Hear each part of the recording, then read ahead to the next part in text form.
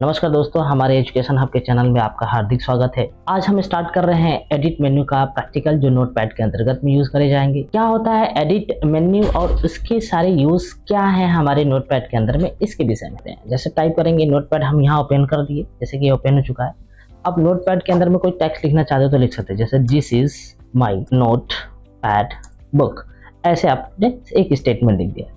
फिर नीचे भी लिख सकते हैं इट्स माई सब्जेक्ट, क्या लिख सकते हैं, कुछ भी आपका मन विचार कुछ भी लिख दीजिए। जैसा कि मैंने 2 लाइन का एक स्टेटमेंट लिख दिया और इसके ऊपर मैं आपको दिखाऊंगा एडिट मेन्यू का क्या प्रैक्टिकल कर सकते हैं। पहला आपको अंडू का यूज करके दिखाऊंगा। आप देख सकते हैं इसके साइड में आपका शॉर्टकट की भी लिखा है, इसका भी यूज कर सकते हैं, लेकिन मैं आपको ऑप्शन वाइज बताऊंगा कैसे इसका यूज कर सकते हैं।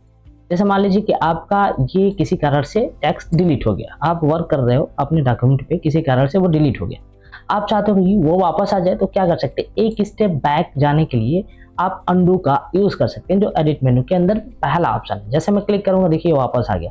तो इस तरीके से बाय द वे अगर कोई टेक्स्ट डॉक्यूमेंट डिलीट हो जाता है तो वहां पे आप इसका यूज कर सकते हैं। फिर दूसरा इसका कट का मतलब, जैसे कि नोटपैड को मैं चाहता हूं कि ये कट होकर के सब्जेक्ट के आगे लग जाए, तो हम क्या करेंगे, नोटपैड को सेलेक्ट कर लेंगे, फिर इसके बाद एडिट पे जाएंगे, फिर इसके बाद यहाँ कट पे हम क्या करेंगे, क्लिक कर देंगे। क्लिक करने के बाद देखो यहाँ से ऑब्जेक्ट पूरा हट गया, मतलब ये हट गया। अब ये मैटर आप चाहते हैं कि सब्जेक्ट के जस्ट सामने आ जाए, तो स्पेस लेकर के हम क्या करेंगे, यहाँ पे एडिट के ऊपर जाएंगे और पेस्ट की मदद से हम क्या करेंगे, चिपका देंगे। पेस्ट का मतलब यूज ही होता है चिपकाना। वर्ड को उठाया और यहाँ पे पेस्ट कर दिया, ये होता है आपका कट और पेस्ट का यूज।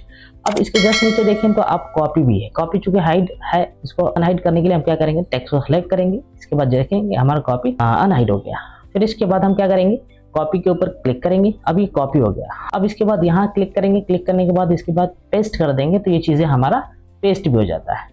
तो ये होता है भाई आपका कट का यूज और कॉपी का यूज। क्योंकि कॉपी में आप इसको बार बार चाहे तो पेस्ट कर सकते हैं, क्या कर सकते हैं, बार बार चाहे तो पेस्ट कर सकते हैं। जैसे कि एडिट के ऊपर क्लिक कर रहा हूँ, पेस्ट के ऊपर क्लिक कर रहा हूँ, तो एक बार हमने कॉपी कर दिया तो इसको बार बार यूज कर पा रहे हैं।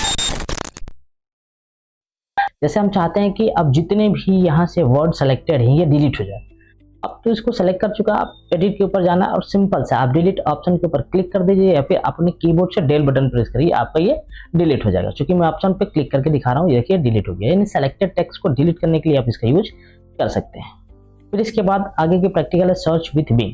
जैसे कि आप नोटपैड बुक है, आपने इसको सेलेक्ट किया, सेलेक्ट करने के बाद आपने क्या किया, एडिट पे गया और सर्च विद बिंग। बिंग एक प्रकार का आपका इंटरनेट पे सर्च इंजन होता है, एक तरीके से आपका सर्च करने में टेक्स्ट को यूज कराता है जो इंटरनेट पे होता है। देखो इसको ऊपर क्लिक करेंगे तो इंटरनेट पे ये नोटबुक सर्च कर देगा, जिसमें नोटपैड बुक सर्च हो गया। और देखिए नोटबुक बुक से संबंधित जितने भी कंटेंट है वो सारे इंटरनेट पे शो होने लगे। फिर इसके बाद है आपका नेक्स्ट आपका फाइंड। फाइंड क्या होता है ये मैं बता दूं, थोड़ा इसको मैं कॉपी पेस्ट कई बार कर लेता हूँ। कंट्रोल सी दबाया, इंटर दबाया, फिर इसके बाद कंट्रोल वी दबाया, फिर इसके बाद इंटर दबाया, फिर कंट्रोल वी दबाया, फिर से इंटर दबाया, कंट्रोल वी दबाया, यानी कि आपने इसको 3 बार पेस्ट कर लिया। वापस हम चले जाते हैं यहाँ पे फाइंड के ऊपर। फाइंड के ऊपर जाते हैं, देखो एक डायलॉग बॉक्स ओपन हो गया। डायलॉग बॉक्स में ये बोल रहा है फाइंड व्हाट, आप क्या फाइंड करना चाहते हो। तो जैसे कि मैं यहाँ लिख देता हूँ बुक, क्या लिखता हूँ, बुक। बुक लिखने के बाद जैसे आप फाइंड को क्लिक करेंगे ना, तो देखिए आपका बुक फाइंड नहीं होगा। रीजन क्या है कि आपने लास्ट कर्सर यहाँ रखा है, तो ये अपने डाउन में चेक किया है। अब इसको यहाँ कर लीजिए, अब इसके बाद डाउन में चेक करिए, देखिए आपको जहाँ जहाँ बुक होगा वहाँ ये क्या करेगा, आपको चेक करवा देगा। फिर इसके बाद यहाँ लास्ट हो गया, इसके बाद ये फाइंड नहीं कर पाएगा। रीजन क्या है कि इसके नीचे अब नहीं। अब ऊपर जाने के लिए आप ऊपर यहाँ आप क्लिक कर सकते हैं, इसके बाद फाइंड करेंगे तो ये वापस की तरफ ऊपर फाइंड होते हुए जाएगा। ये भी लास्ट होने के बाद आपको कैन नॉट फाइंड बुक कर देगा, यानी कि ये उसके आगे नहीं सर्च कर सकते, इस वजह से एक मैसेज शो कर रहा है।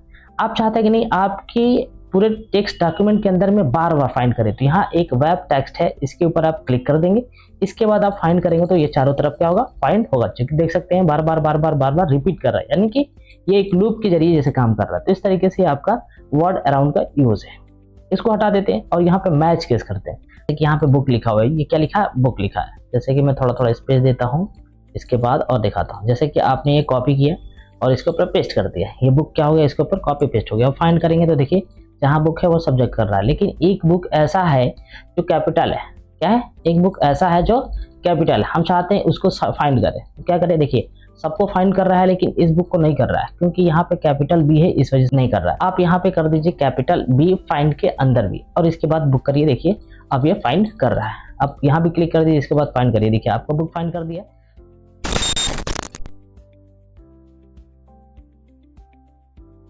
फाइंड नेक्स्ट, आपने जो वर्ड फाइंड के अंदर में टेक्स्ट डाला उसी चीज को ये बार बार फाइंड करेगा। देख सकते हैं, एडिट पे क्लिक कर रहा हूँ, फिर फाइंड के ऊपर आ रहा हूँ, देखो फिर से गया, फिर इसके बाद फाइंड नेक्स्ट पे क्लिक किया। आप F3 बटन भी कर सकते हो, मतलब जो चीजें बार बार फाइंड कर रहा है वो सेम चीजें वही चीजें आपको प्रीवियस में मिलेगा। एक स्टेप बैक में ये फाइंड करेगा, इसे कर रहा है, ठीक है। तो एक स्टेप बैक में फाइंड करने के लिए इसका यूज करा जाता है। फिर जस्ट इसके नीचे आएंगे तो रिप्लेस है।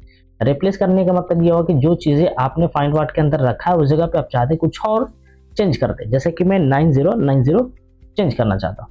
यहाँ एक बार रिप्लेस करेंगे तो जहां आपका सेलेक्टेड टेक्स्ट है वो हो जाएगा, जैसे कि यहाँ सेलेक्ट था ये चेंज हो गया। आप रिप्लेस आल करते हैं तो देखिए जहां जहां बुक है सब जगह वो क्या करेगा, एक साथ चेंज कर देगा। सब जगह चेंज किया लेकिन यहाँ नहीं चेंज किया, इसका कारण क्या है कि यहाँ पे मैच केस सेलेक्टेड है। अगर यहाँ भी अगर कैपिटल बी कर देते हैं हम, इसके बाद हम रिप्लेस करते हैं तो ये भी ऑटोमेटिक चेंज हो जाता है। इस तरीके से हम क्या करते हैं, फाइंड और रिप्लेस का यूज करते हैं। फिर इसके नीचे आ जाते हैं, यहाँ पे दे रहा है गो टू का मतलब होता है कि अपने लाइन नंबर पे जाने के लिए यूज किया जाता है। जैसे कि मान लीजिए कि मैं अभी फिलहाल 1 नंबर लाइन पे हूँ और मैं चाहता हूँ कि चौथे नंबर लाइन पे आ जाऊँ, तो चौथे नंबर पे जैसे 4 लिखेंगे, इसके बाद गो टू के ऊपर क्लिक करेंगे, देख सकते हैं तुरंत हम चौथे नंबर पे कर्सर ब्लिंक करने लगे।